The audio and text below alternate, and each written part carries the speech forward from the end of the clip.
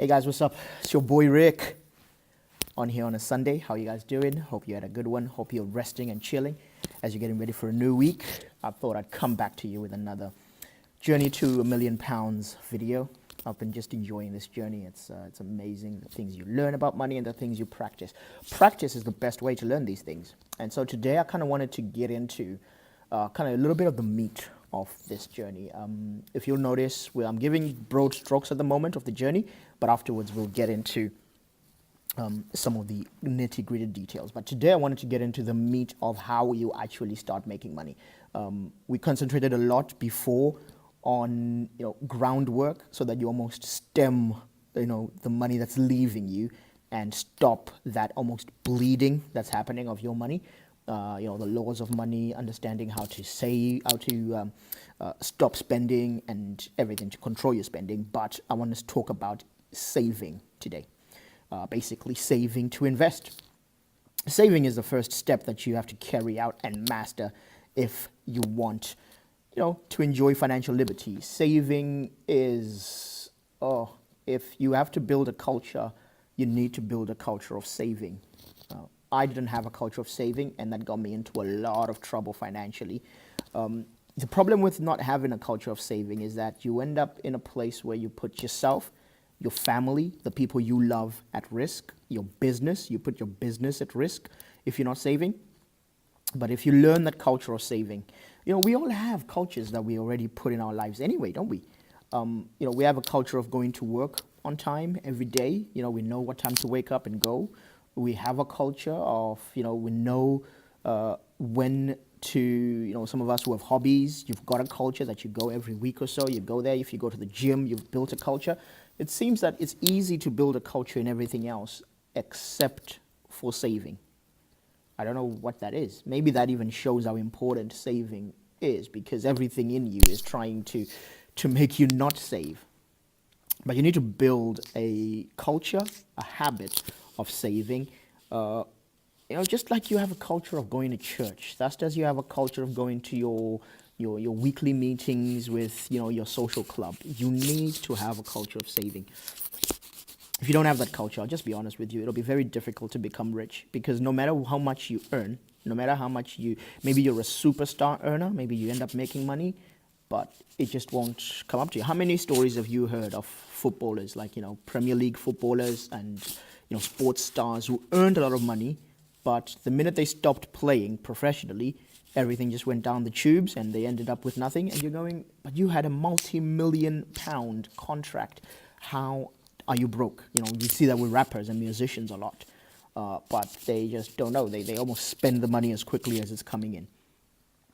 But saving is really that first step to financial liberty. Of course, it's a first step.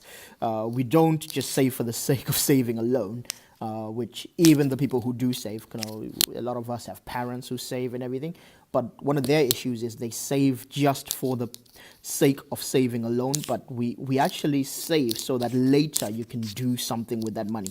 And that's what I'm going to talk about today, which is investing and everything. As I started this article, if you read the article that's connected to this video, I showed an example of compound interest that if you actually saved only a tenner a month, £10 a month, and you were getting a 30% and you invested it in a business or a business enterprise that gave you a 30% return. And, for serious business people, 30% is actually quite a low estimate. Most serious business people, if they're going to invest in your company, they want more than that. But let's just say 30%, and that's per annum. Within 10 years, you wouldn't have that much. You would have just under, I think it's about £6,000. But within 20 years, you would actually have about £87,000. And then the interesting thing starts happening after that. At 30 years, when you've been investing that consistently for 30 years, you will actually have £1.2 million. That's the power of compound interest. And,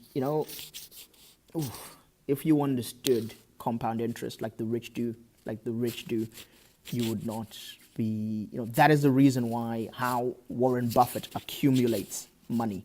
He's an accumulator of money because of this concept. He knows that time is the one thing that he can use to his advantage in this thing. There's an old adage that really I like because it keeps me really straight. And, it's just straight talking from the hip. That foolish people waste money. Mediocre people spend money, and wise people, they invest money. So people who are wise in terms of money. Now you can be wise in other things, but you can be foolish in terms of money. You can be a pastor and foolish in terms of money. You can be a medical doctor and foolish in terms of money. You can be a president of a nation and foolish in terms of money. So people who are wise in terms of money, they invest money. And I really want to just address spending money as well, because mediocre people and people who I like to call as middle class. And I'm using middle class here not as a good thing. It's actually a bit of a derogatory term, because middle class, the masses in the middle class, are the ones who actually end up getting shafted by government policies in terms of money. And one of our issues is that we spend money. Now, the problem with spending money, here's the thing. I wanted to differentiate between wasting money and spending it. When you're wasting money, it's kind of obvious. Everybody can see that you're doing stupid things with your money. But spending money is a little bit tricky, because if you really look at it, it seems like you're doing something, it's a reasonable thing to do with your money. Like, let me give you an example of spending money. Spending money is like sending your kids to school, school fees, paying school fees for your kids. That's actually a good thing to do. It's not a bad thing to do. Am I going to say don't send your kids to school? No.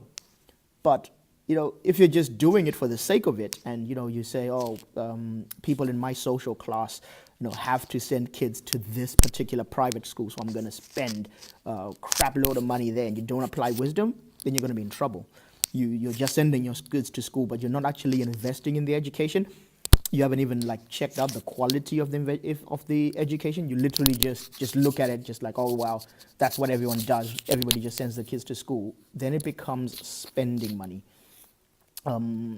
Just spending money on a house, on your rent and stuff like that. I know some things are expenses that are, they are necessary, but that's just what mediocre people do.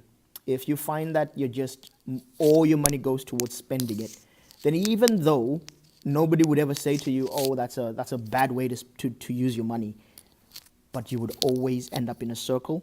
You'll always end up in a circle of brokenness, of mediocre, of poverty. And that's one thing I want to challenge you, at least apportion some of your money for investing. Rich people, they invest all the time.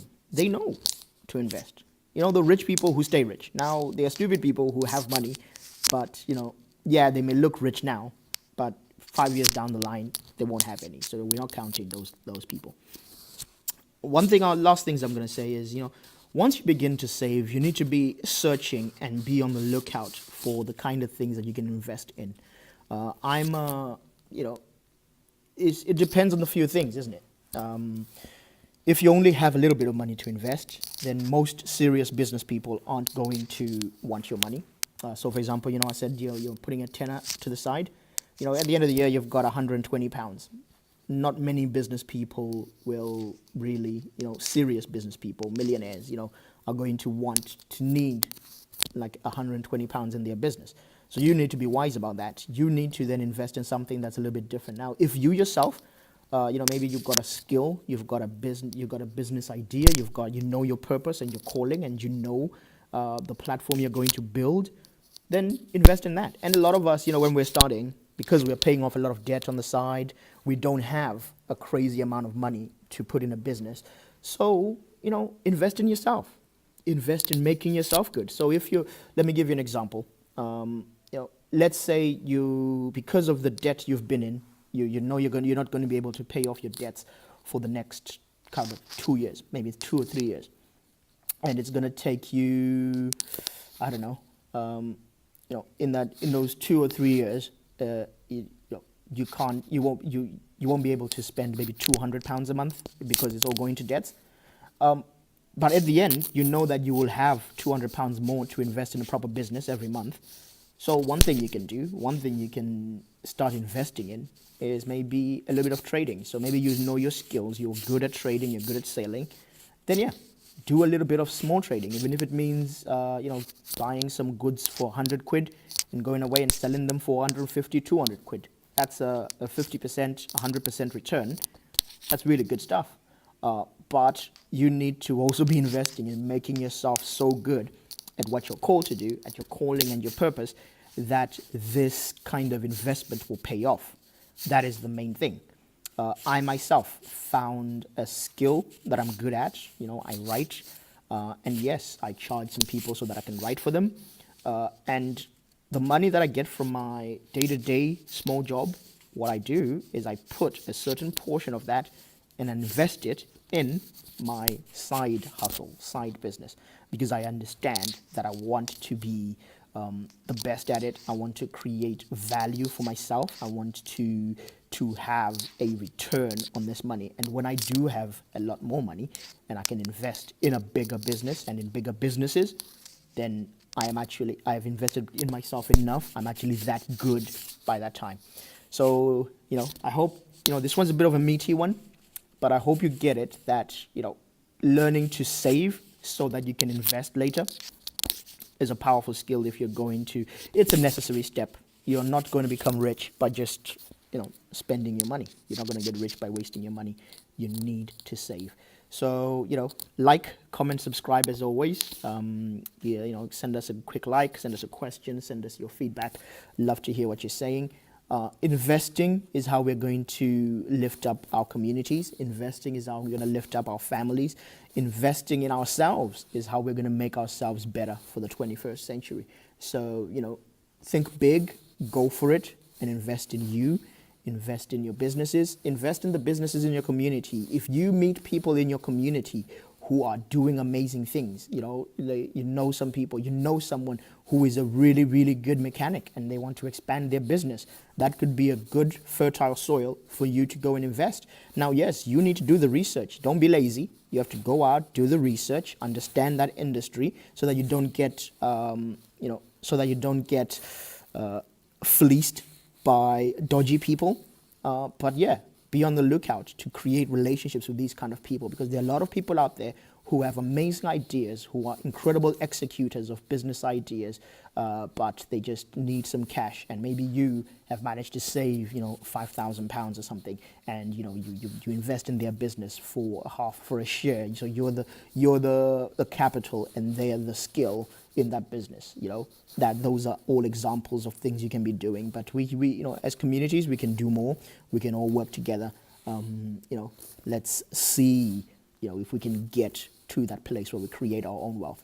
So I'll see you guys. Have a great week. Later.